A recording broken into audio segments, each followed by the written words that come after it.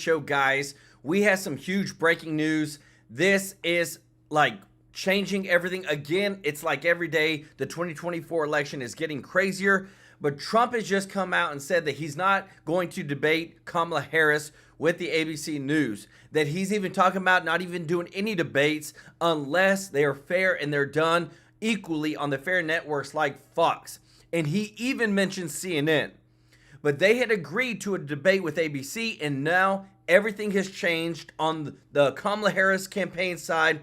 This has never happened before, but this is by far one of the craziest elections ever. We've got those details in just a moment. Today, Trump went and visited the memorial for the fallen from the Afghanistan withdrawal. While Biden was on vacation, John Kennedy gives his take.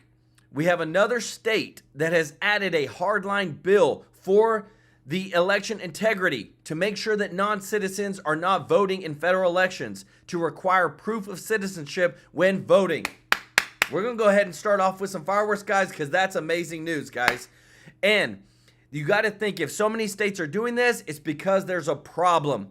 Want to say thank you to Vicky Elkins, who's a new member of the channel. Just want to say thank you to everybody that is watching. If you're not subscribed, please hit that subscribe button. And also, too, tell me where you're from.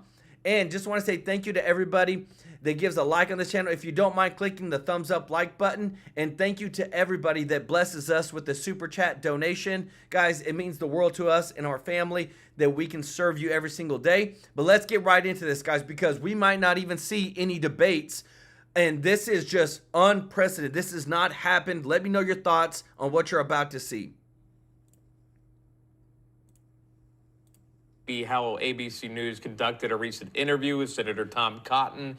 Can you give us any insight? Will we see Trump debate Kamala Harris on ABC News?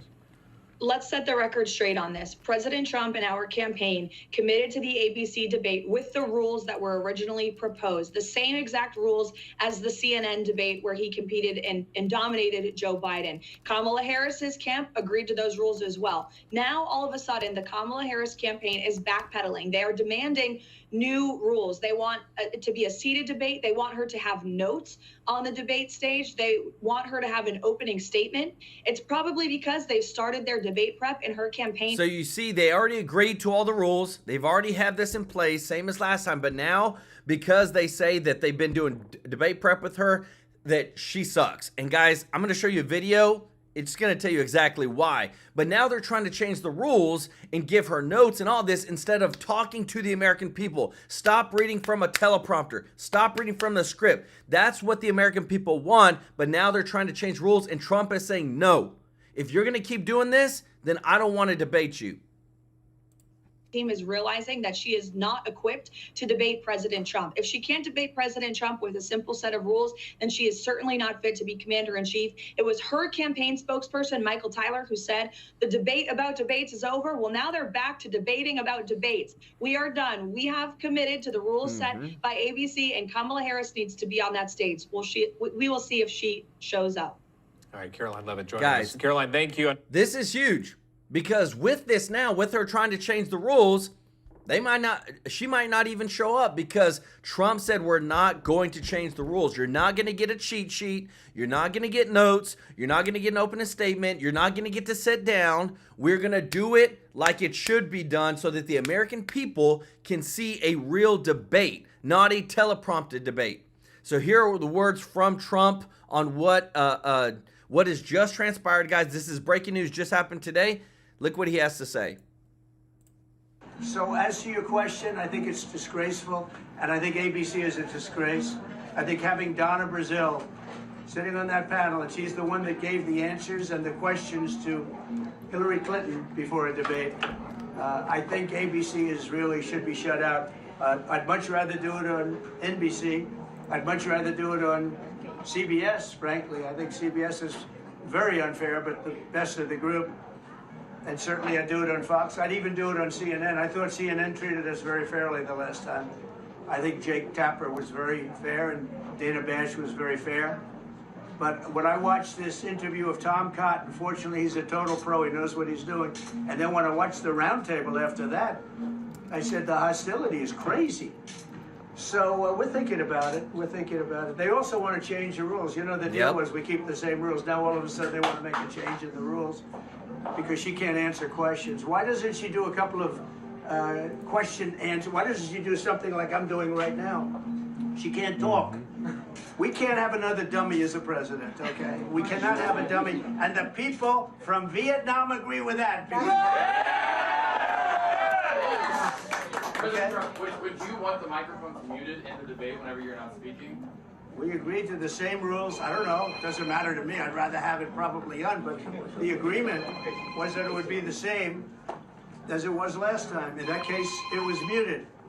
I didn't like it the last time, but it worked out fine. I mean, ask Biden how it worked out. It was fine. And I think it should be the same. We agreed to the same rules. Same rules and same specifications.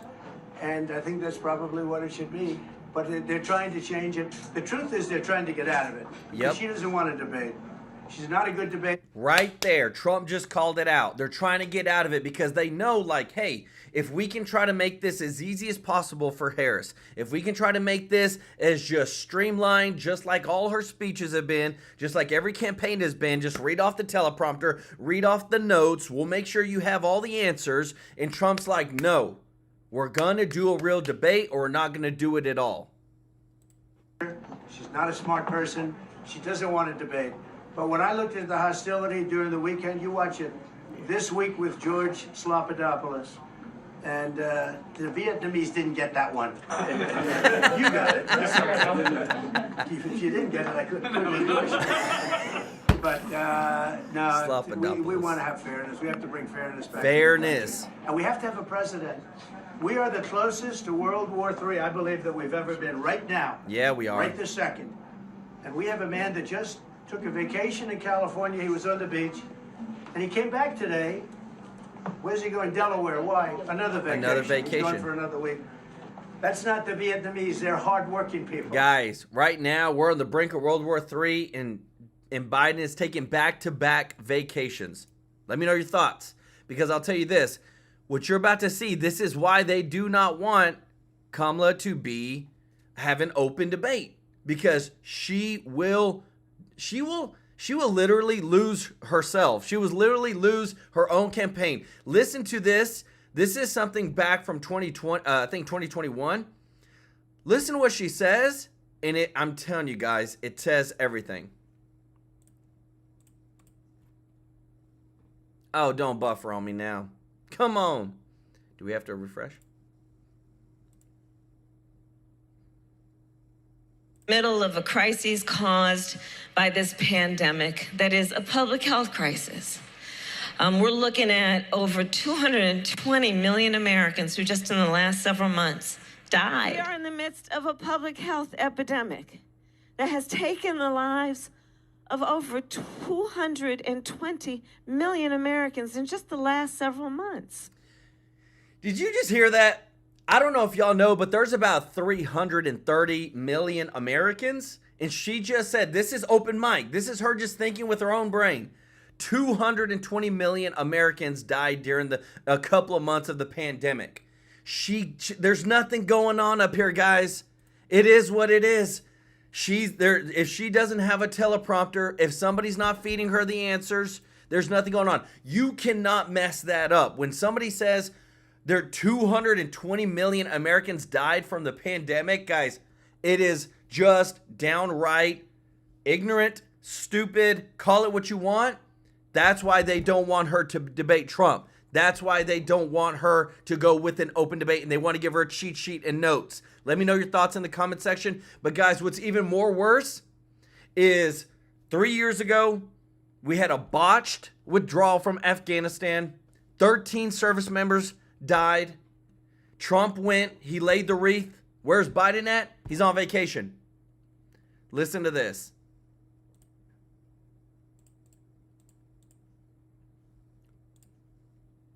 It is a sad day for many American veterans and their families.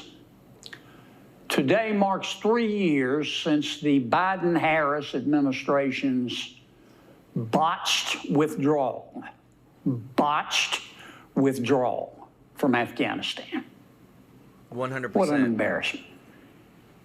13 of our bravest men and women died that day. Americans. Several more troops sustained injuries.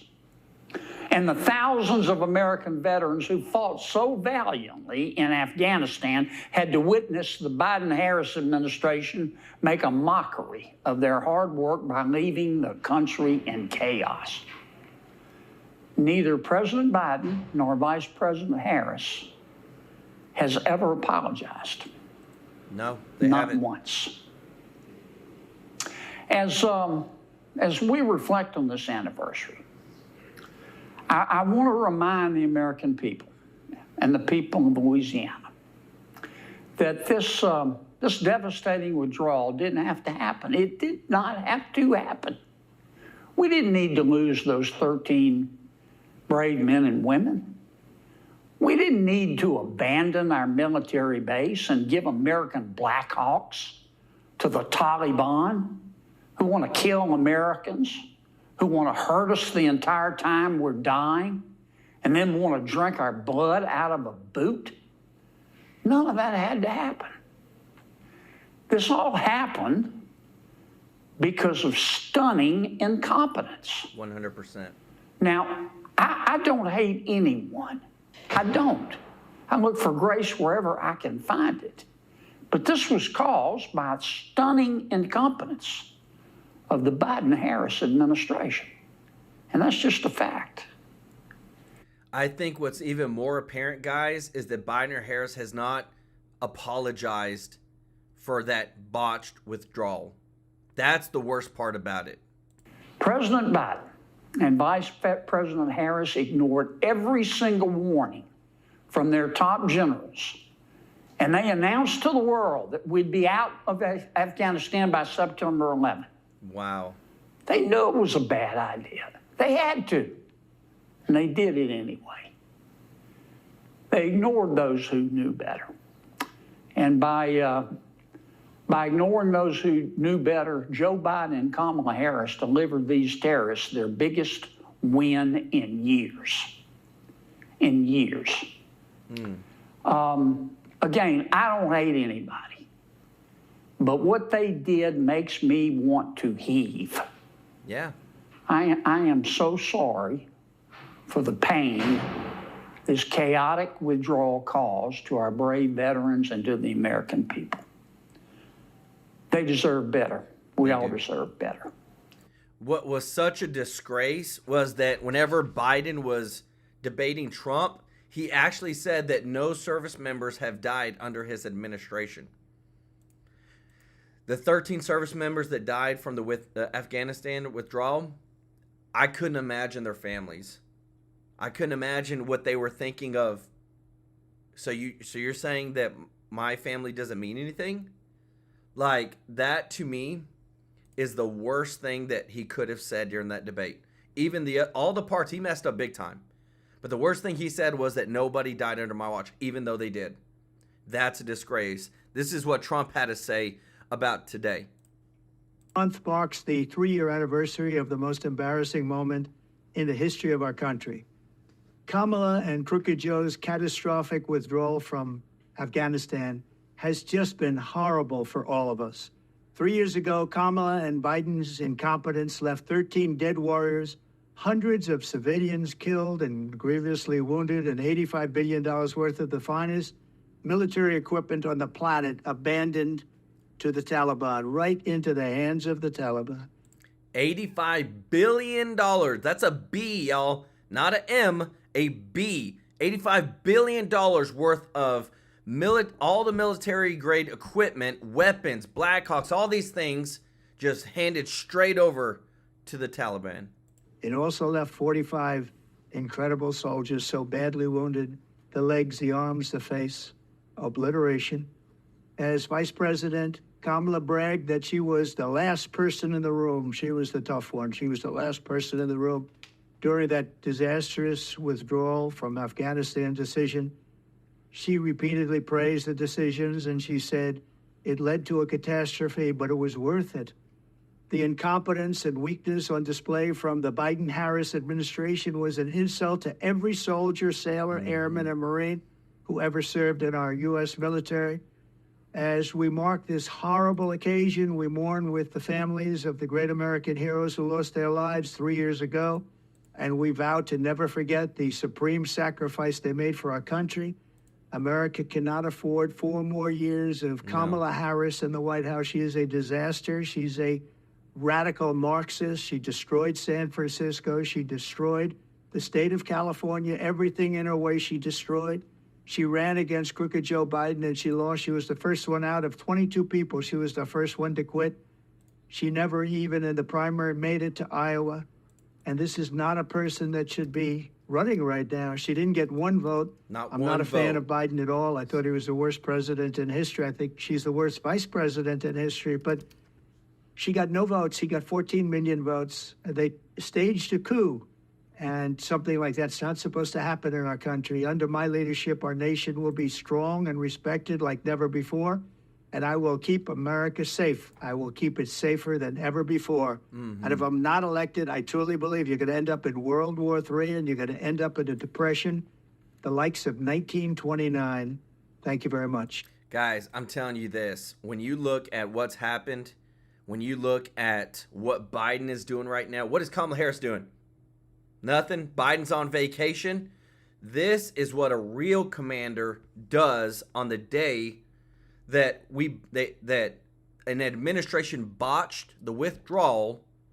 Trump is the only one who's literally at the place, laying the wreaths, paying his respects, when the 2 people that actually were in charge are not even there. I don't understand how people don't get this. That they are 100% incompetent. They don't want to take accountability. Check this out. In attendance, former President Donald Trump there with several Gold Star family members of those you see on the left of your screen, the 13 U.S. service members that were killed that day during the botched withdrawal from Afghanistan, ending that 20-year war. Caroline Levitt is with us with the Trump campaign. And Caroline, we're watching this. We're seeing former President Trump. I can't help but to go back in time. And for those that support Trump, for those that will vote for him or did in 2016, even 2020, but specifically in 2016, it brings you back to when he was president. And you remember where at least what appears to be his heart is with military veterans. Can you speak to that? Yes. Well, what you're watching again is what a real commander-in-chief looks like. A true president looks like. You know what really bothers me? How many times do you hear Biden or Harris or Walz come up and say, yeah, Trump called veterans fools and this and this and that, when it's like, no, he didn't. He's actually there at the memorial. He's actually paying respects. Where's Biden at? He's on the dang beach somewhere. And so it just shows you how much they lied to the American people. Actions speak louder than words. Let me know your thoughts in the comments.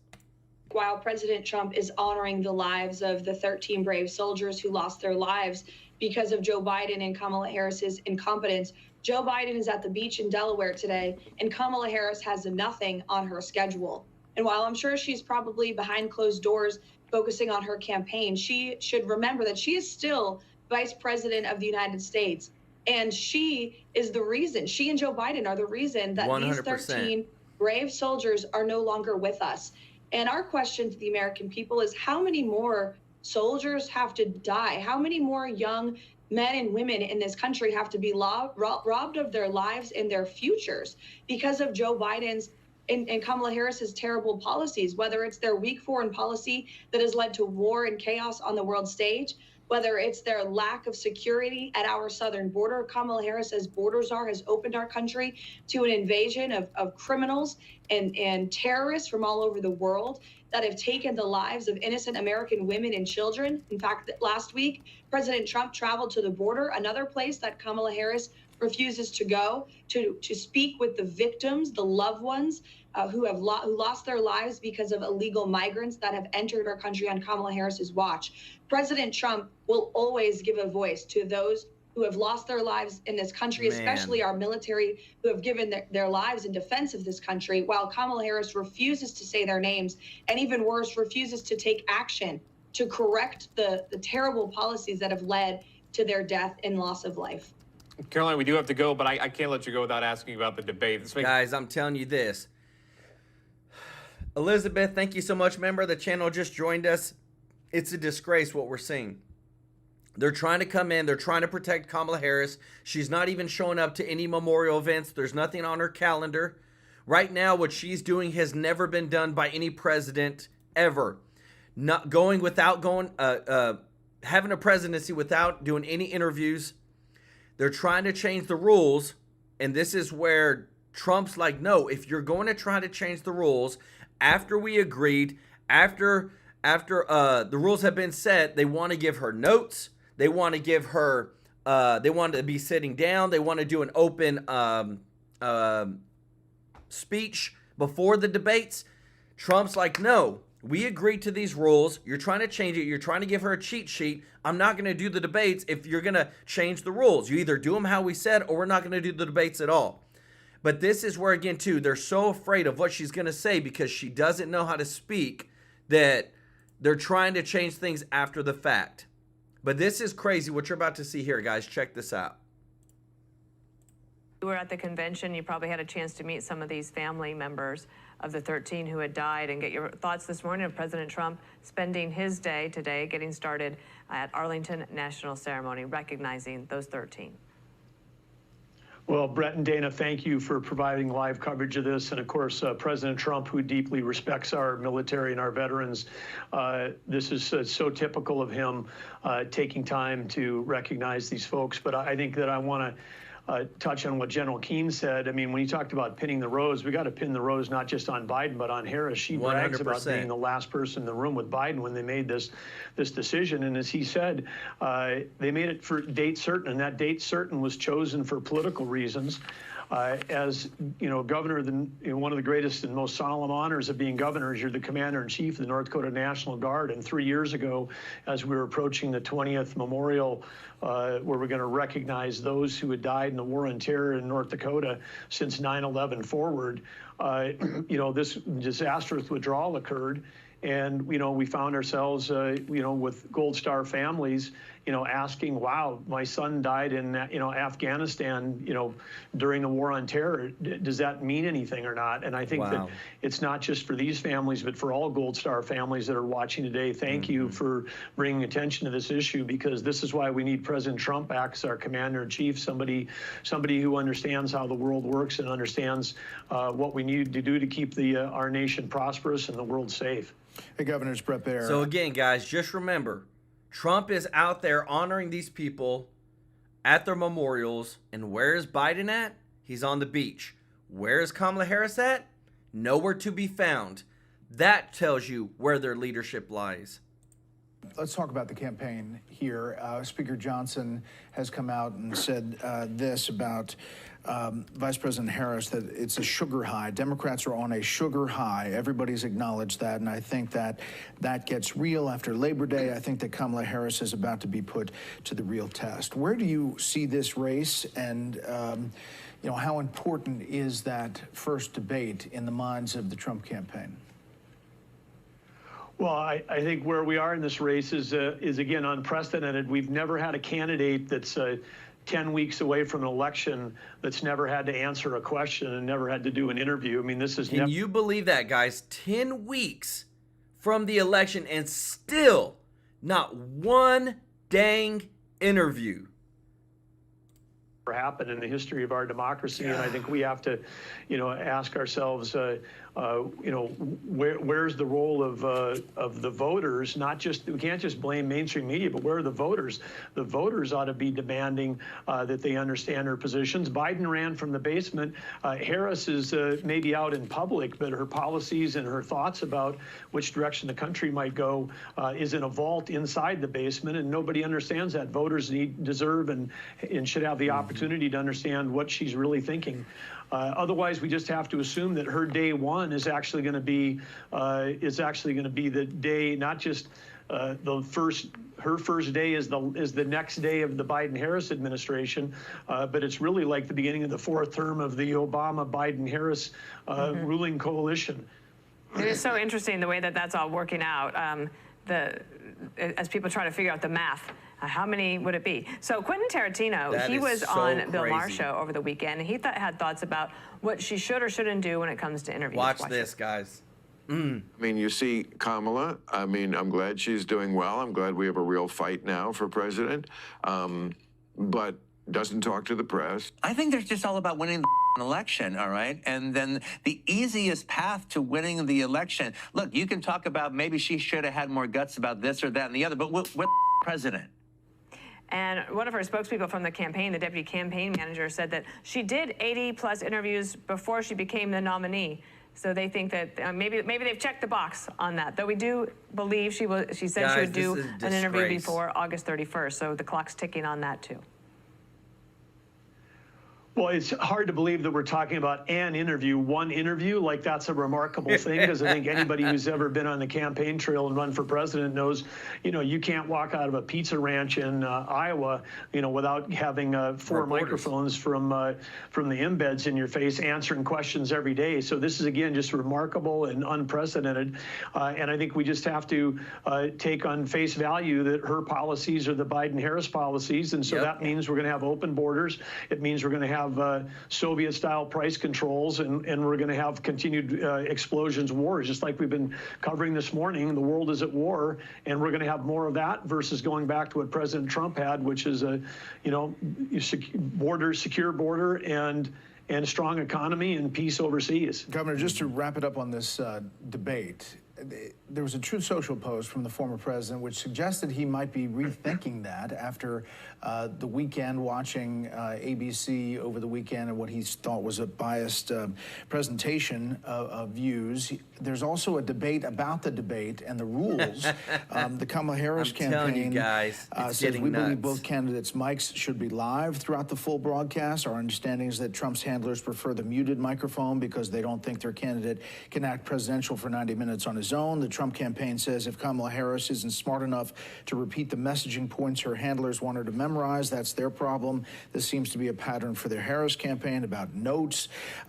This is all a debate about the debate, which the former president agreed to with the Biden campaign under the rules that were exactly the same as the CNN debate. So where is this? I mean, is the Trump campaign ready to move forward with this no matter what? Well, I think the debate about the debate is going to continue to go on, and I think that the Harris campaign is going to continue to try to do what they're doing. They flip-flopped on everything else.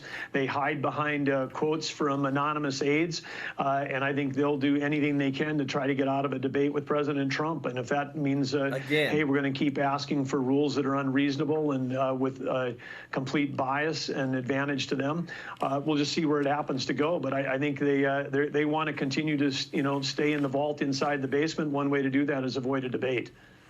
Guys, I'm telling you, if there's anything that's more visible on them trying to get out of the debate, trying to change the rules last minute, it's what we're seeing. And then at the same time, too, if you're on the Democratic side, like if we have any Democrats that are watching, please let me know what you think, because I would be blown out of my mind that we have a presidential candidate that won't even do an interview, that now doesn't want to debate unless they have notes. Like, shouldn't you know this stuff? Like, you've been the vice president for 3.5 years. You have policies. You have stances. Shouldn't you know what you're going to do to deliver to the American people? Or do you only know when you're reading off a teleprompter? So there's a lot of stuff happening, guys, across the spectrum for voter election integrity.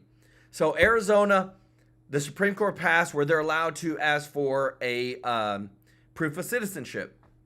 Well, another state has just passed it, but there's some more details that are coming out from the Supreme Court on the Arizona. Now, remember, Arizona is a swing state. It's so important. What you're about to hear is why we need proof of citizenship, because the margins are so close. It's so close that we have to have them as clean and clear as possible. But whenever we delivered the news to you yesterday that the Trump campaign is literally having to sue and bring lawsuits against states because they won't clean up their own registry polls. They won't clean up their own ballots. They won't be fair to Republicans in these swing states. But listen to this, because this is coming from the Supreme Court, and this is a big, big deal. So the Supreme Court delivering a mixed ruling in a battleground state. It's now letting Arizona enforce some parts of a law that requires proof of citizenship in order to vote. At the same time, the justices also rejecting other aspects of the law that could have blocked tens of thousands of voters from casting ballots in the upcoming presidential election. I got to get somebody in here to explain all this to me, so I go to Fox News legal editor Carrie Urban. Thank you so much for being here. Let me set you up with this quote from Michael Whatley. He's the chairman of the RNC. While Democrats have worked to undermine basic election safeguards and make it easier for non-citizens to vote, we have fought tooth and nail to preserve citizenship requirements, see the law enforced, and secure our elections. What happened here, and what does it mean? Well, Arizona tried to pass did pass a common sense law that said you have to show that you are a citizen in order to vote, and both in state elections and federal elections. Guys, isn't that just so apparent? Common sense. In order to vote, you got to prove that you're a citizen. Why is that, to me, why is that so hard for people to fight against?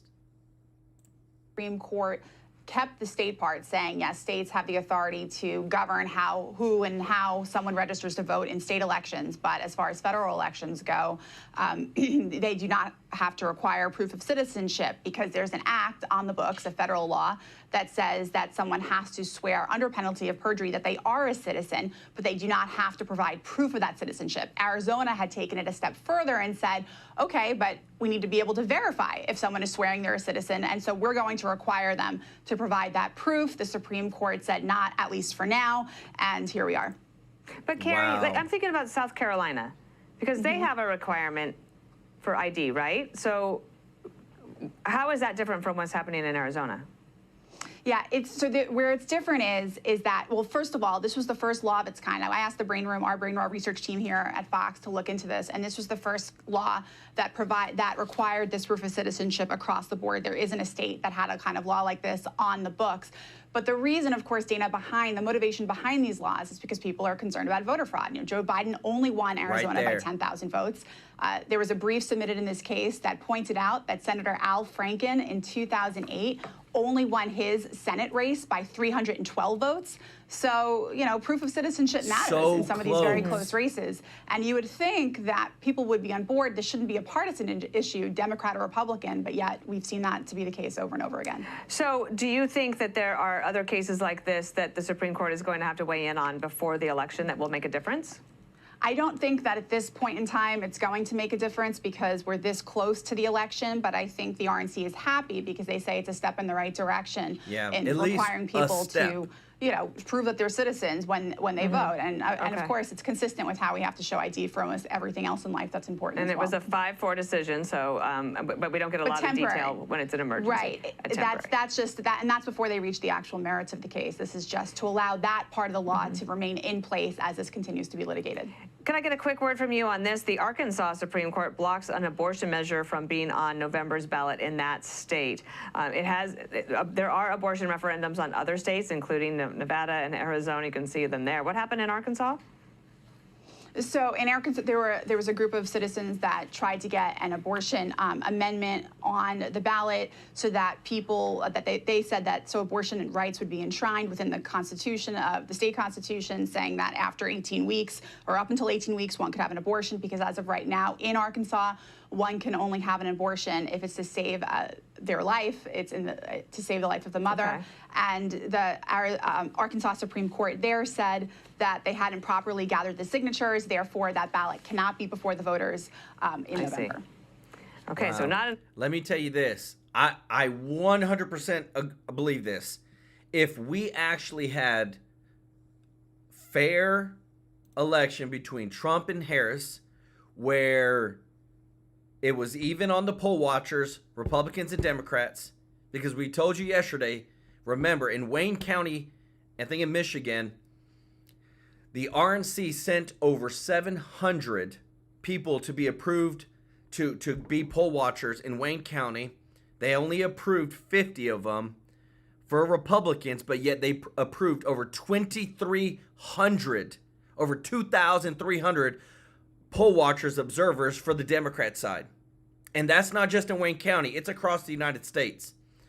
If we had fair, Trump would win in a landslide. Let me know your thoughts, because it's going to take what you're about to see right here, coming from governors putting executive orders out there in order to get these fair elections. That it's insane to say that we have to do this, but it is what it is. And it is still broken again today. It is broken. That's a product of a dysfunctional Washington. But because Washington is broken, it does not allow us to simply put aside our immigration laws and immigration policy. We can't just cast those into the wind just because we've got a dysfunctional federal government. And because if we do, we disrespect all of the great immigrants who came to America, who followed the process, who became a citizen and did it the right way. All of those who said, we want to come to America and we want to be American citizens. And so to ensure our democracy, right here, our elections must be free and fair. Yes. That is the cornerstone of a constitutional republic. And of course, voting is one of the most sacred rights and responsibilities American citizens have. And let me repeat this. It is a solemn responsibility and privilege that American citizens have. Mm-hmm. And citizenship, of course, is a cornerstone for a country. And what does it mean to be a citizen? It means that a citizen is bestowed individual rights and responsibilities and duties towards a nation. And because America is special, being an American citizen requires a heightened responsibility to embrace the shared values, the histories, and the cultures that define what America is. American citizens are expected to uphold the principles of liberty, democracy, rule of law, and individual rights that form the foundation of our country.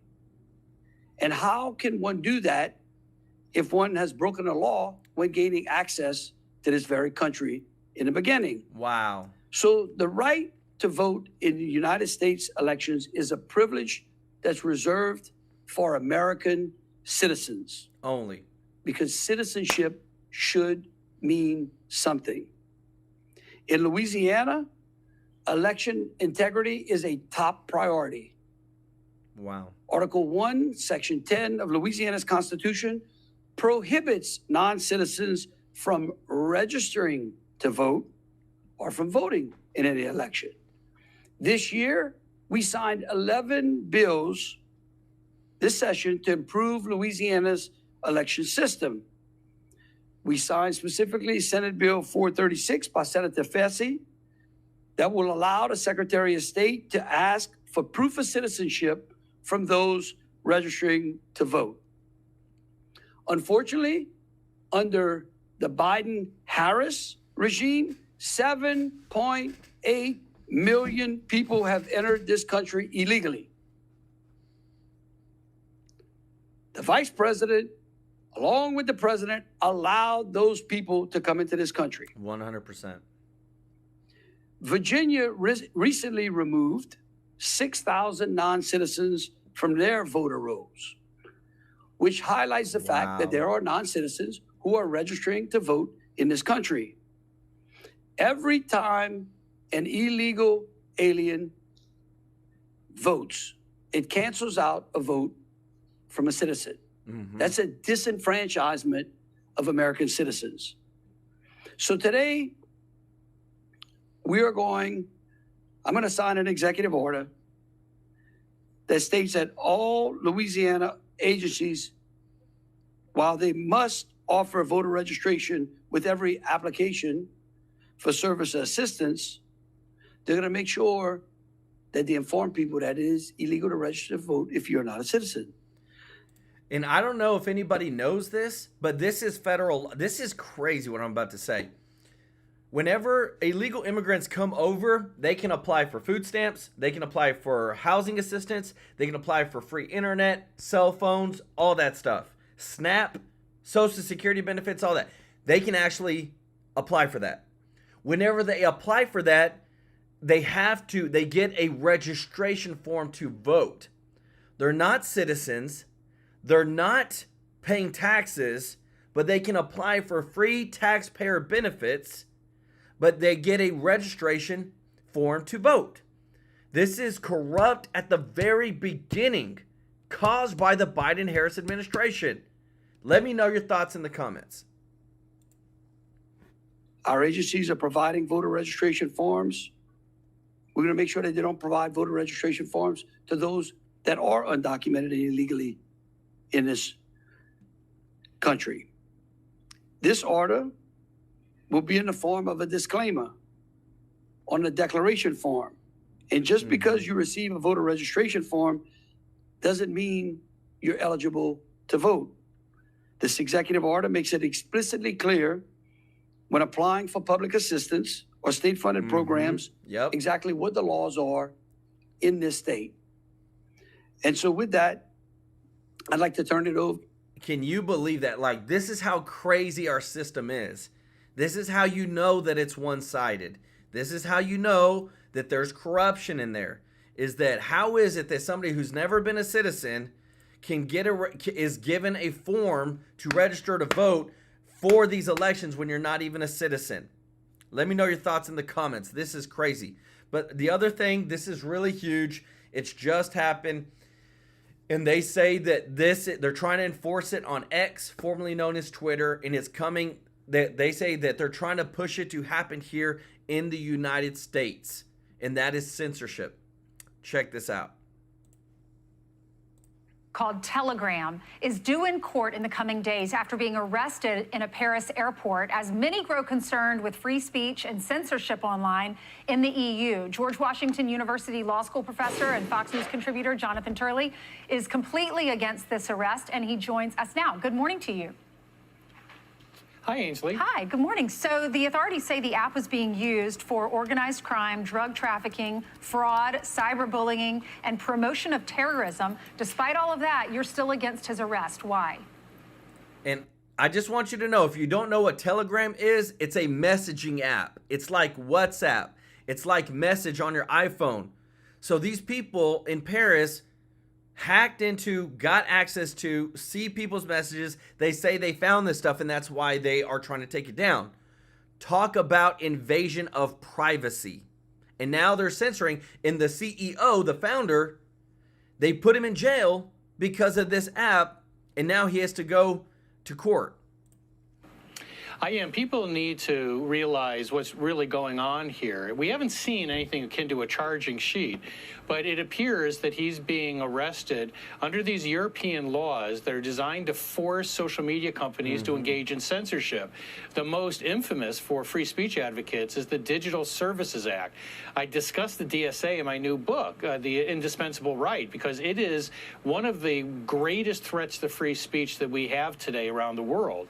European regulators have threatened people like Elon Musk that he needs to censor American citizens, even candidates like President Trump, to remove anything that they consider to be false or disinformation.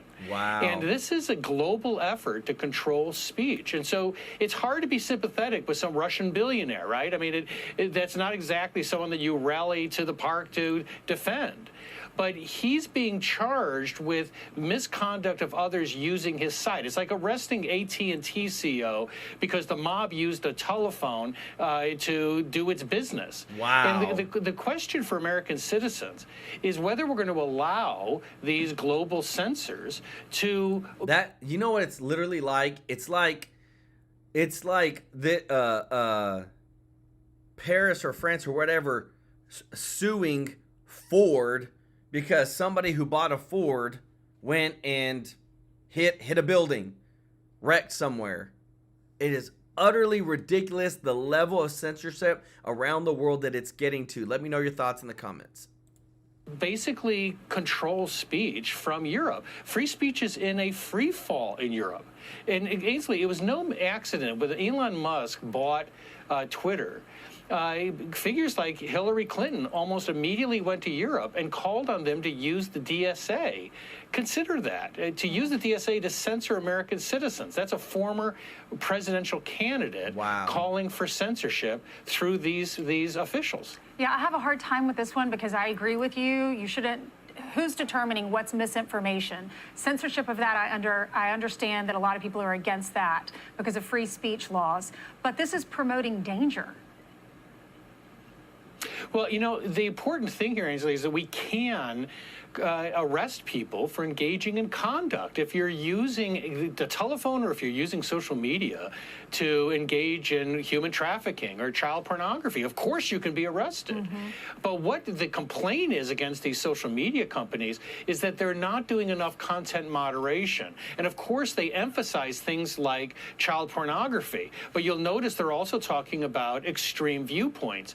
In England, the last 2 weeks, they've cracked down on what they consider to be extreme ideology. Well, who defines that? In England, you had someone who was sentenced for having, quote, toxic ideology. So there's a very dangerous, slippery slope that comes from these laws, and American citizens should not be distracted by the implications of things like the DSA. I know that they say this website or this app is impossible to trace back, almost impossible to trace back to the message's source. It's best known for apparently unbreakable encryption. This is what the Telegram statement is. They said the Telegram abides by EU laws, including the Digital Services Act. Its moderation is within industry standards and constantly improving. Telegram's CEO has nothing to hide and travels frequently in Europe. It is absurd to claim that a platform or its owner are responsible for abuse of that platform. Did they get him because he enters the French territory? He's flying into Paris? Because I know he has citizenship in St. Kitts and Nevis. He gave $250,000 to the sugar industry to get citizenship there. He was granted citizenship in France in August of 2021. He's also a citizen of Dubai because I think the laws are different there. But did they arrest him because he flew into French territory? They did. And what you have in the EU is this all-powerful bureaucracy that is controlling and regulating speech. And that means if you go into any EU port, any airport, you could be potentially arrested. That's why they're threatening people like Elon Musk, because he took down a lot of the censorship system at Twitter, now X. And this is an important fight, and Americans' rights are at stake here. Don't be distracted. This Russian billionaire might not be sympathetic to you, but they're using something that should scare you. Jonathan, thank you so much. That is so crazy. So when we're listening to it. We're living in unprecedented times. Things are changing faster. Things are changing every single day. Let me know your thoughts in the comments. Just want to say thank you to everybody that's watching. If you're not subscribed, please hit that subscribe button so we can serve you every day with the top news. Remember, Monday through Friday, 2 shows a day, and on the weekends, 1 show. But what's so crazy is that we got to remember, we got to vote. We got to get out there. We got to vote early. And we got to make sure that our voices are heard. And I appreciate everybody that shares this video. Thank you to everybody that gives a super chat donation to our channel. It's such a blessing to me and my family. And we just want to make sure that you have the full picture. That's why we bring everything from CNN to MSNBC to Fox to Newsmax to, from wherever, because that, to me, that's what it takes to have the full view of what's actually going on in our society now today. Let me know your thoughts. Love you guys. Appreciate you so much. Appreciate every member, everybody that's watching that gives a like. If you don't mind, click the thumbs up like button. It really does help to grow the channel. And we will see you in the next one. Take care.